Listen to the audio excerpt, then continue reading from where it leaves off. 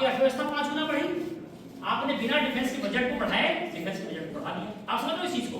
तो हर चीज अर्थव्यवस्था से जुड़ी है, तो ये बैलेंस बहुत जरूरी है एक देश में।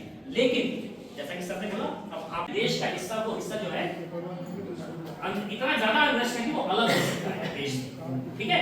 तो धीरे धीरे जैसे जैसे वो हिस्सा क्या हो रहा है, स्थायी होता जा रहा है, वहां स्थायित्व आ रहा है, तो सेना को बहुत सारी जगहों से हटाया जा रहा है। जब मैं 2006 में गया था नॉर्थ ईस्ट में, तो क्या था, असम के हर जिले में सेना है। आज असम में सिर्फ 3 जिलों में सेना है, अरुणाचल के किसी जिले में सेना है, मेघालय के किसी जिले में। इस तरह का मिनिस्टर सिर्फ नॉर्थ ईस्ट को देखा, ठीक है, ताकि जो भी समस्याएं हैं वहां पे उसका एक पॉइंट पे निराकरण किया जाए। ये क्यों किया जा रहा है? ये इसलिए किया जा रहा है कि इसका जो पोटेंशियल है, अभी नॉर्थ ईस्ट के अंदर पोटेंशियल है, भौगोलिक और सामरिक उसका पोटेंशियल है, उस पोटेंशियल को हम अपने देश के विकास में इस्तेमाल नहीं कर पाए। क्यों?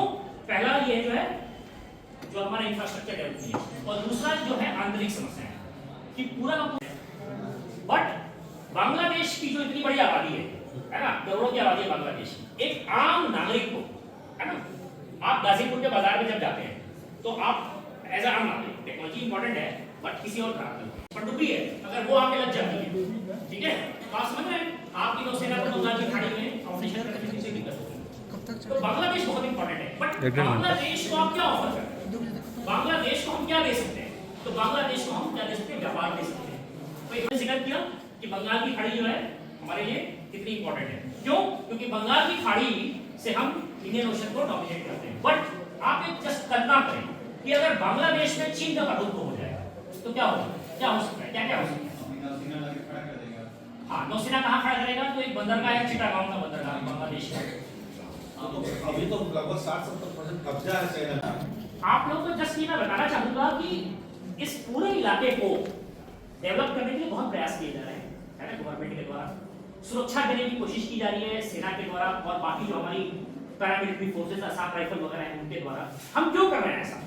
क्योंकि ये इंटरनली हमारे देश के डेवलपमेंट के लिए इंपॉर्टेंट है, बट ये नॉर्थ ईस्ट जो है हमें साउथ ईस्ट एशिया से जोड़ता है। ये जो बर्मा, थाईलैंड, मलेशिया और उसके बाद आप नीचे पहुंच जाते हैं लाओस, कंबोडिया एंड इंडोनेशिया की तरफ, ठीक है? तो ये पूरा का पूरा इलाका, हमको अगर $10 बिलियन इकोनॉमी बनना है, उसके बाद बढ़ना है, तो हमने बाजार खोलने हैं। हमारे जो हम जो प्रोडक्शन करेंगे कहीं तो बिकना पड़ेगा ना जाके। तो ये वो इलाके हैं साउथ ईस्ट एशिया जो हमारे आगे के बाजार हैं। बट हम सामान कैसे पहुंचाएंगे? तो सामान पहुंचाने के लिए जो है, जैसे आपको बता दूं मैं, एक इंडिया बर्मा थाईलैंड ये हाईवे का निर्माण हो रहा है, ठीक है? एक Kaladan multi modal transit project है। मतलब वो प्रोजेक्ट कैसे है कि सिकवे करके एक बंदरगाह है म्यांमार में, ठीक है? वहां से जो कालादान नदी है उसमें माल की ढुलाई जो है स्टीमर के रास्ते, और उसके बाद एक सड़क बनाई जा रही है मिजोरम तक, ठीक है? ये पूरा का पूरा जो है क्या है, एक इंफ्रास्ट्रक्चर प्रोजेक्ट चल रहा है, इसको बोलते हैं कालादान। तो जानते हैं कि भाई पावर हर चीज है, अगर आप $10 बिलियन इकोनॉमी बन रहा है तो लोग देखते हैं, है ना? जैसे जैसे आप एक देश संपन्न होता जाएगा, 4 घंटे 3 घंटे, और आप जो प्रथम पंक्ति में आचार्य जी लोग हैं, प्राचार्य लोग, इनसे पूछें, है ना, 10-10, 12-12 घंटे लोगों ने लाड़ डेढ़ पढ़ाई करी है ना? बट आपकी पीढ़ी ऐसा नहीं चाहती ना, तो ऊर्जा चाहिए। और पूरी दुनिया में आजकल क्या है, क्लीन एनर्जी का सिस्टम चल रहा है ना, क्लीन एनर्जी होनी चाहिए। अगर हम ऐसे कोयले से बिजली बनाएंगे तो हानिकारक है ये। तो क्लीन एनर्जी बनेगी कैसे? क्लीन एनर्जी के स्रोत क्या है? बहुत सारे स्रोत हैं, उसमें पानी एक बहुत बड़ा स्रोत है, सस्ती पड़ती है ना? तो पूरी की पूरी ब्रह्मपुत्र नदी जो है उसमें आप स्टीमर से, जहां से ब्रह्मपुत्र नदी का उद्गम है नामचा बंदर भारत में, उससे आप बंगाल की खाड़ी तक स्टीमर से यात्रा कर सकते हैं, या स्टीमर से आप माल की ढुलाई कर सकते हैं। भाव बढ़ रहा है ना? कोची उसमें पैसा दे रहा है, पुल बना रहा है, यूनिवर्सिटी बना रहा है, और अपना इंफ्रास्ट्रक्चर और अपना वैचारिक प्रभुत्व भी कायम करने की कोशिश कर रहा है। तो ये आप लोगों को समझ होनी चाहिए कि भाई इस चीज को हमारा देश जो है धीरे धीरे टारगेट करने की कोशिश कर रहा है कि ये देश जो है चीन के प्रभाव में नहीं जाने चाहिए। इसके अलावा जो हमें दलाई लामा का बदल चलता है, ये आप लोगों को समझ होनी चाहिए, क्योंकि ये एक बहुत और पूरा नॉर्थ ईस्ट इससे जुड़ा हुआ है शायद, बट बुद्ध धर्म का जो है डेवलपमेंट कहाँ हुआ है? चाइना में हुआ है। इसलिए हम लीडर ऑफ बुद्धिस्ट वर्ल्ड है ना। अब इसमें तिब्बत क्या है, तिब्बत इसमें एक तरीके से दखल डालता है इस पूरे चाइना के इस प्रयोग में, क्योंकि तिब्बत क्या कहता है दलाई लामा, बट अगेन उसका जो अगला राजा हुआ उसने वहां पे बुद्ध धर्म का क्या किया, दमन शुरू किया, और उनका जो बेटा हुआ वो अगेन उसने बुद्ध धर्म को स्वीकार किया, बट उसकी दो रानियां थी, एक रानी नेपाल की थी और एक रानी तिब्बत की थी, और दोनों बौद्ध धर्म को मानने वाली। बट कौन सा बौद्ध धर्म, लोटस सूत्र या जो है हमारे जो होते हैं नीति शास्त्र और ये सब जो हमारे अपने जो पटक थे, किस चीज को लिया जाएगा, ठीक है। अब तिब्बत आप लोगों ने समझना है कि वैचारिक, धार्मिक, सांस्कृतिक तरीके से भारत से जुड़ा हुआ है। 8वीं सदी से लेके 12वीं सदी तक है ना, जब नालंदा का विश्वविद्यालय जला दिया गया, इन 400 सालों में कुछ नहीं तो कम से कम जो है लाखों तिब्बत के बौद्ध भिक्षुओं ने शिक्षा दीक्षा ग्रहण की, नालंदा, तक्षशिला और विक्रमशिला विश्वविद्यालय। हमारे ही इलाके के, हमारे ही क्षेत्र के महापंडित राहुल सांकृत्यायन ने 3 यात्राएं करी हैं तिब्बत में, वेदांत लिखा है उन्होंने तिब्बत का, तिब्बत यात्रा का वृत्तांत, और हजारों पांडुलिपियां जो कि हमें नहीं पता था, जो विलुप्त हो गई थी। अर्थशास्त्र जो चाणक्य ने लिखा था, अर्थशास्त्र चाइना से विंसान खाया 20 से 50 साल, ठीक है। हमारा अगला 20 से 50 साल इस देश का जो जीवन है और हमारा हम सभी का जो प्रोडक्टिव जीवन काल है, चीन के साथ आएगी कोई ना कोई हमारी समस्या होगी ही। क्यों होगी? क्योंकि भारत और चीन दोनों प्राचीन सभ्यता है, ठीक है, बट हमारे 5000 सालों के इतिहास में हम कभी पड़ोसी नहीं रहे। समझ रहे हैं? पड़ोसी हम बने हैं 1949 में, जब तिब्बत पे चीन ने क्या कर लिया, आधिपत्य कर लिया।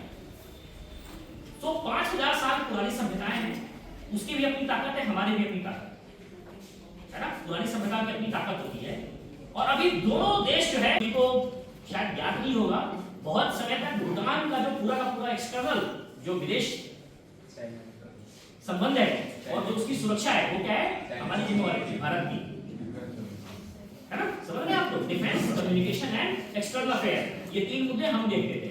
और वैसे ही जो नेपाल है, ठीक है, नेपाल से भी हमारी जो है, आप सबको पता होगा कि नेपाल के लोग हमारी सेना में भर्ती होते हैं, है ना, पूरी पूरी गुफा है। लेकिन पूरा का पूरा जो भौगोलिक हिस्सा है, हिमालय पर्वत और बंगाल की खाड़ी, इसके हिसाब से जुड़ा हुआ है हमारे साथ, ठीक है। इसके अलावा ये जो अभी मैं बात करूंगा ऊपर जो उत्तरी हिस्सा है हिमालय पर्वत वाला, ठीक है। हिमालय पर्वत प्राचीन समय से हमने माना है कि हिमालय पर्वत क्या है, हमारे देश की एक प्राकृतिक बाउंड्री है ना, और एक तरीके से वैचारिक बाउंड्री भी है, क्योंकि हमारे ऋषि मुनियों ने कहां करी, हिमालय पर्वत में तपस्या करी। हमारी मैक्सिमम नदियों का उद्गम कहां है, हिमालय पर्वत में, है ना। हमारी सभ्यता और संस्कृति कहां फैली हुई, हिमालय पर्वतों में। हमारे तीर्थ स्थान बहुत सारे कहां हैं, हिमालय पर्वतों में, कैलाश आपने सुना होगा। तो हिमालय पर्वत हमारे, ठीक है। तो पूर्वोत्तर, आप आज बोलो कि हमारे देश की सीमा थाईलैंड में है, उससे कोई मतलब नहीं है ना, क्योंकि वहां की सभ्यता और संस्कृति अलग है, बट ये जो पूर्वोत्तर है उसकी सभ्यता संस्कृति पे हमारी सभ्यता संस्कृति का भी छाप है। और वैसे ही वहां की सभ्यता संस्कृति, चावल, इनफैक्ट पूरे भारत में जो चावल की फसल है वो पूर्वोत्तर की। अगर आप लोगों में से कोई पैलियोंटोलॉजी पे रिसर्च करता हो तो चावल की फसल जो है हमारे पास नॉर्थ ईस्ट से आई है, अदरवाइज भारतीय उपमहाद्वीप पे चावल नहीं उगता था, ठीक है। तो चावल की फसल वहां से आई, ये चीजें पता होनी चाहिए। तो अगर हम ऐतिहासिक रूप से जुड़े हुए हैं तो अब हम आते हैं कि भौगोलिक और सामरिक महत्व क्या है। तो अगर आप नॉर्थ ईस्ट का नक्शा देखें, है ना, तो जैसा कि जो है बद्री सर ने बताया, तो पूरा का पूरा हिस्सा एक बहुत ही पतला जो 20 किलोमीटर का लैंड कॉरिडोर है ना, जिसको चिकन नेक बोलते हैं। उस चिकन नेक से जुड़ा हुआ है पूरा का पूरा पूर्वोत्तर भारत, सिक्किम को छोड़ के मेन जो भारतीय भूखंड से, है ना। और उसके नीचे युधिष्ठिर का जो अश्वमेध यज्ञ था, उसमें जो घोड़ा विचरण कर रहा था, उस समय गए थे, तो उन्होंने उस इलाके की 2 कन्याओं से शादी करी थी। नाग कन्या, नागालैंड, मणिपुर वाला इलाका, नागालैंड और मिजोरम वाला इलाका है, उस इलाके के। एंड जो मणिपुर का साम्राज्य था, उसमें वहां पर उनका बेटा भी पैदा हुआ, बब्रुवाहन, ठीक है, जो बाद में वहां का राजा बना। और आज मणिपुर में बहुत सारे लोग अपने को बब्रुवाहन के वंशज मानते हैं, ठीक है। जो है डिम्बा, है ना। तो बहुत सारी चीजें हैं जो हमें पता होनी चाहिए जी। चित्रांगदा, बब्रुवाहन की माता का नाम चित्रांगदा था, है ना। इसके पहले कि मैं उस चीज को बताऊं आप लोग को ये भी पता होना चाहिए कि ऐसा नहीं है कि कई लोगों के मन में ये समझ में विचार है, मैंने कई पढ़े लिखे लोगों से सुना है ये कि ये हिस्सा तो अंग्रेज जो है जब 1826 में उन्होंने अहोम बर्मा के जो रूलर थे उनको हराया और यांडबो की ट्रीटी करी, उसके बाद ये हिस्सा जो है ब्रिटिश इंडिया में शामिल किया गया, है ना। और बहुत सारी पुस्तकों में और बहुत सारे रिसर्च में मैंने देखा है इस भ्रम को बताया जाते हुए कि जो है ये हिस्सा जो है कभी भी प्राचीन भारत का हिस्सा नहीं रहा है। यह अंग्रेजों के आने के बाद जो है जो मॉडर्न इंडिया है, जो हमारी बाउंड्री है, उसके अंदर सम्मिलित किया गया। इसके ऊपर मैंने खुद भी थोड़ी रिसर्च करी है, क्योंकि मैं 8 साल वहां हूं। तो ये जो है ये चीज गलत है, ठीक है, ये भ्रम है, पूरी तरह से शायद नहीं जुड़ा रहा होगा, पर वो जैसे आप अगर महाभारत में आप देखें तो महाभारत के युद्ध में भगदत्त राजा भगदत्त हुआ करते थे, जो पौरवों की तरफ से लड़े थे और जिनको कि हाथी के ऊपर लड़ने का जो है यहाँ के लोगों की मानसिकता पर 20 साल बाद भी प्रभाव पड़ता रहेगा। तो आप यहाँ पे लाउड स्पीकर से अनाउंसमेंट होगा भारत की फौज, लेकिन आपने कभी क्या है अपना टेम्पर लूज नहीं करना है, आपने यही सोचना है कि ये आपके देश में बहुत विविधता है। $1 ट्रिलियन इकोनॉमी है, हम $5 ट्रिलियन इकोनॉमी बनना चाहते हैं, $10 ट्रिलियन इकोनॉमी बनना चाहते हैं। इस प्रक्रिया में बहुत सारे ऐसे देश हैं जिनको हम अपदस्थ करते जा रहे हैं, है ना।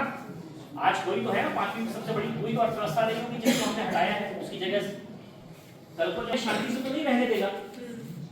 ओके ना, हमारे बहुत सारे मुल्क पड़ोसी मुल्क हैं, उसमें से 2 मुल्क है ना, पाकिस्तान का नाम आप सभी ने सुना होगा, तो आज मैं उस बारे में चर्चा नहीं करूंगा, है ना। बट दूसरा जो देश है, कौन सा देश है, बड़ा देश हमारा चीन। तो ये जो पूर्वोत्तर भारत है इसकी बहुत बड़ी सीमा चीन से लगती है ना। और जैसे हम 1947 में आजाद हुए थे, वैसे ही 1949 में चीन कभी गुलाम नहीं रहा, बट और दोनों देशों का जो पक्ष है तकरीबन एक जैसा था। तो सत्य नहीं है, बट आभास तो सत्य का ही दे रहा है। तो ये जो कटा हुआ सिस्टम है, कटा हुआ था या कटा हुआ होती है देश में उसके लोग है ना। और अभी आप देखें कि 1947 में जब हम आजाद हुए थे तो एक गरीब देश था हमारा, है ना। वैसे हम बोलते थे कि हम विकासशील देश हैं, बट एक गरीब देशों की श्रेणी में गिना जाता था। और आज हम एक ऐसे पायदान पे हैं जब हम दुनिया की 5वीं सबसे बड़ी अर्थव्यवस्था हो गई है ना। तो ये सब वक्तव्य इसलिए जरूरी है आप सभी के लिए, क्योंकि आप ये देश जो है इसकी नींव रखी जा रही है शांति समृद्धि को, बट ये सब किसके बदौलत आती है और